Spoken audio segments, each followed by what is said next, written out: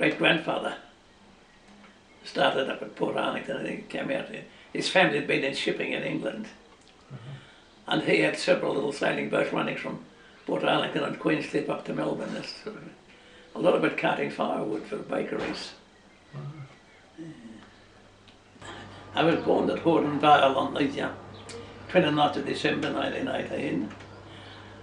My mother was supposed to go to Colac and be born at the hospital, but the roads were flooded and she was held up a few days and I was a fortnight early. And Mrs. Ern Costin, who lived nearby, came to help and brought with her Mrs. Charlie Stuart from the auctioneer in Colac. And the two of them helped, and that was where I got the name Stuart from. Well, that mum had the farming. The father had the mail contract to Labour Hill 3 days a week. And Mum had the post office. So we were the sort of the hub of the settlement. Everybody came to our place for their mail. I had to start school when I was 4. Otherwise the school began to close down. It was, and I remember there was a first teacher, Mr. Black. He seemed very, very old. I realised that I think it was his second school. And from then on, until I left when I was 15, the teacher was my mother's sister. And she boarded with us. So there was no let up. If we got our homework done too quick, we got more. Yes, I had 2 brothers and 2 sisters. There was my elder brother Eddie, 2 years older than me, born in 1916. And then there was a long gap. My little sister was born, Alison was born when I was 9. And then there were another sister, Isabel, and a brother Alec, who's dead too now. And the next one after me, Alison, when she was 3, she developed appendicitis. And by the time they realised what it was, we got a bush nurse down from Labour's Hill, and it took all the next day to get to Colac. It was the end of May and that was winter time. And it was too late, she had peritonitis and died. And my earliest real vivid memory was Ern Costin being killed by a falling tree. And what they used to do when they cleared the bush, first they went through and they ring-barked the trees to kill them.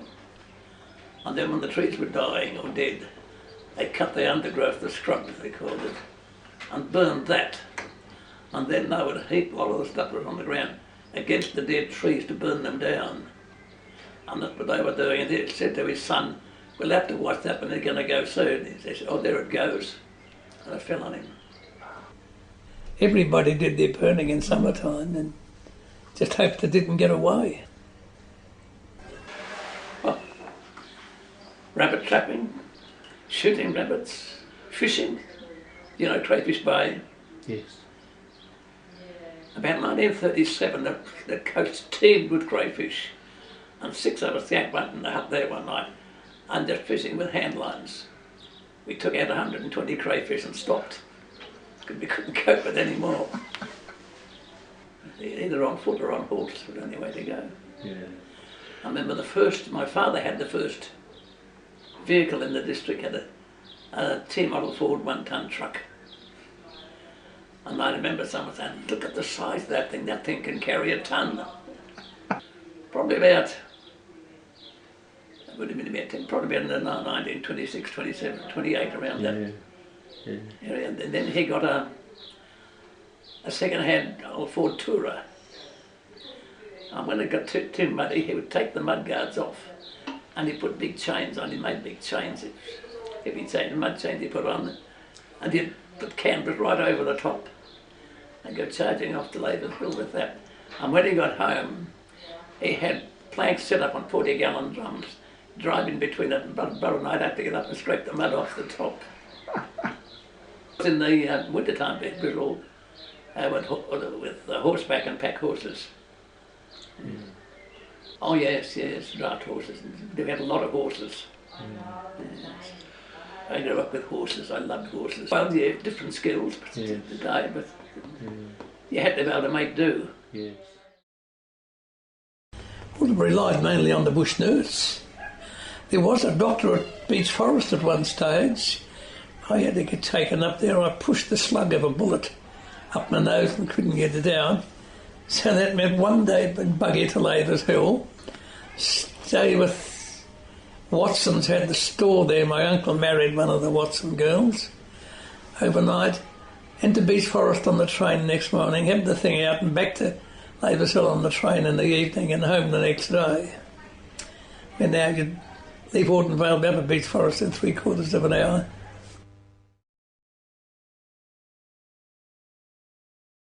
Oh yes, we had visitors. That was the place you took them. Right. You see, and there were 4 families at the lighthouse. And if you went visiting over there and you got away with only 3 cups of tea, you were pretty lucky. Because they saw, so some of them saw anybody there that everybody wanted to come and have a cup of tea with them. Well, about once a year we'd have a dance in the Horden Vale school, which was all of 12 feet wide and 14 feet long, and with a rough pine wood floor, so we'd have to spend days getting the floor smooth enough. We'd spread clean sand on it, and had a box. We'd tack a sack bag under, put a little kid in the box and push it round and round the floor till we sanded it down reasonably smooth, and then mix up sawdust with kerosene and scraped candle and rub that around the floor to put a bit of a glossy surface on it. Sometimes with mouth organ and sometimes accordion. There was one group, the Italians, the Criers, had a little 3-piece group. There was a guitar, a saxophone, and I think one of them played the piano. Yes, my father didn't tell us, but apparently for a long while he had been undercover military intelligence for this area. And it wasn't until we were actually in war that he told us they could be called away at any time. But after my brother and I were both in the army, somebody told him there was 2 men camping at the mouth of the Parker. He thought it seemed a bit odd, he better check it out. And he realised that they were walking up the coast with fishing gear, but they weren't doing any fishing. He contacted Victoria Barracks, and they told him to see if he could find if they had a radio set in there. And the only way he could get in it, they had a big dog which roamed loose in the daytime and was tied to the front of the tent at night. So he stripped off, dumped in the creek to cover his smell, groped underneath the other tent. He found what he was looking for. And by daylight they had the place surrounded. What happened to them I don't know, they were probably executed. I was 20 when war broke out. I enlisted in May 1940. The war broke out just as the dairy herd was coming under milk for the season. Anyhow, there wasn't much war going on until later on. Yes, so we went over in October 1940, and we left Palestine in about the 9th of April. No, but the day or 2 before that, to go to Greece. We camped the night on the Suez Canal, and through the night there was orders were saying we got rushed up the desert. Rommel had attacked, and just on dark. I don't know whether the traffic stopped or whether they stopped it. They gave us an escort of armoured cars and mobile anti-tank guns, and we went off. We went through the eastern perimeter of Tobruk about 1 o'clock in the morning, went on beyond the town a bit, and they saw what looked like troops getting ready to camp for the night. They went just past them. They had to bed down, and an English officer came running over. He said, "Hey, you men can't camp there." We said, "Why not?" He said, "My men are just setting up 25-pounders expecting German tanks over that next rise any minute." Boy, did we get out of there quick. And there we stuck for 5 months. Right. We were the transport for the area. Right. Anything that moved, we moved it. We were the target. We were the supply line, the bombers and big guns were trying to break. We should have been wiped out. The bombing was so persistent, but I think we only lost 4 men from any enemy action. What's his name? Lord Haw. Get his name now. Yeah. He used to broadcast to us, you know, these rats. Oh yes, I thought that was funny. Aussies. After Crete disaster, Anzac troops are now being ruthlessly sacrificed by England in Tobruk and Syria. Turkey has concluded a pact of friendship with Germany. England will shortly be driven out of the Mediterranean. The offensive from Egypt to relieve you is totally smashed. You cannot escape. Our dive bombers are waiting to sink your transports. Think of your future and your people at home. Come forward, show white flags, and you will be out of danger. Surrender. You can see there what wonderful country it was to defend. Yeah. You can see them for miles. Yeah. See what he had been in the habit of doing, breaking through with the tanks and fanning out behind. But our Moor's Head, he got landmines, and wherever they took the infantry, didn't try to stop the tanks, let them go through. They got stuck into the German infantry that tried to follow through behind while the tanks were fanning out, but wherever the tanks went, they were running into minefields. In fact, I drove a truck through an anti-tank minefield. I was working with there was an ammunition recovery unit.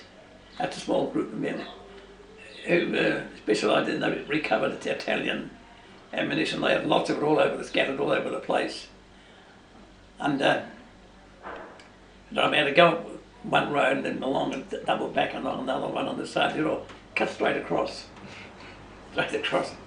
And they went off looking for the ammunition, and the utility pulled up. It was an engineer sergeant. He said, "Those are your wheel tracks over there." I said, "Yes, why?" He said, "Come for a walk, I want to show you something." He stopped there in between the wheel track with this damn of a mine sticking up. I knew then I was going to live to a ripe old age. But, well, we were camped right down by the sea. The nights were good. I don't know what would like the front line, they'd be pretty cold at night. I went back to Palestine for a little while, then up to Aleppo in northern Syria. Nice place up there. I'm sorry for it now. Yes, yeah. Terrible mess over there. We left Aleppo, when was it? Late January. They'd spent a week or so in Palestine, cutting troops at a train, then we drove to Suez and boarded the ship there. We left because we were carting everybody else to the ship. We were the last, and we came on our own with no escort. Our ship was the sister to the German raider, the Cormorant, that sank the Sydney. Right. And had been captured in Norway, and the Norwegian crew on board, because she was fast enough to travel alone. And we were supposed to be going to Java. We got halfway down the Red Sea and the Japs had got Java, so we were pulled into Aden for about 10 days, then we came on home. We ran into a German raider up the Indian Ocean, but we were too fast for him. He could catch one. The practice was when two ships met, they diverted away. Well, we met this other one, ship coming over on our port side. I went and came after us.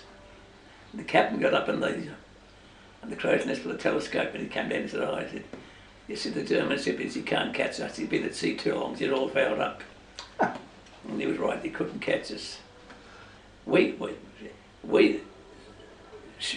the first to arrive in Adelaide, we should have been the last.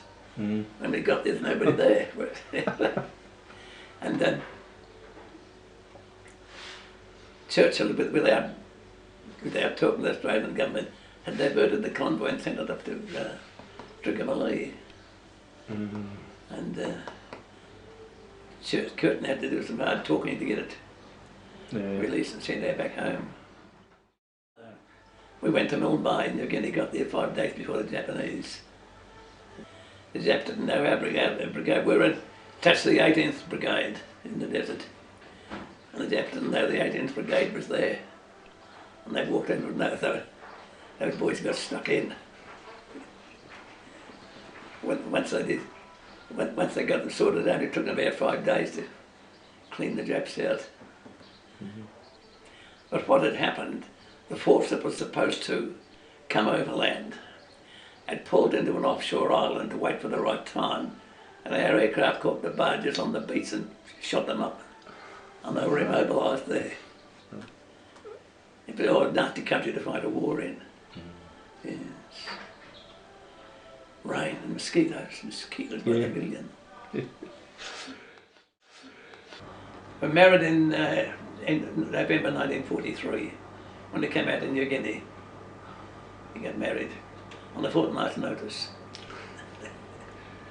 Her grandmother and my grandmother were friends in their youth and sort of went on for the next generation. I was sent to an ammunition school up on the Tablelands. It's sort of a rough course, a fortnight I think it was, and found that anyone who went through that with a score of better than 80 was sent down to a course in Melbourne, Broadmeadows, ammunition examiner's course. And most of that was how to deal with stuff that should have gone off but didn't. Then they got through that, and it just at the end of 44, I was billeted with a supply depot up on the Atherton Tablelands, getting ready to go into Balikpapan. And word came through my manpower release from the army had been sent through. Oh. And I was sent home I was discharged in March 45. Oh. Yeah. Otherwise I'd have been into the landing at Balikpapan. Yeah. I worked with my uncles.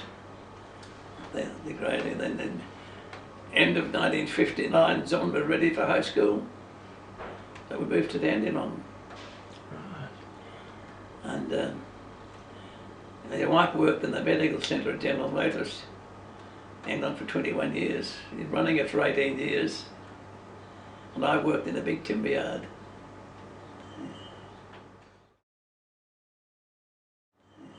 Well, it started off in Dandenong. It made a god-awful smell. It was appalling.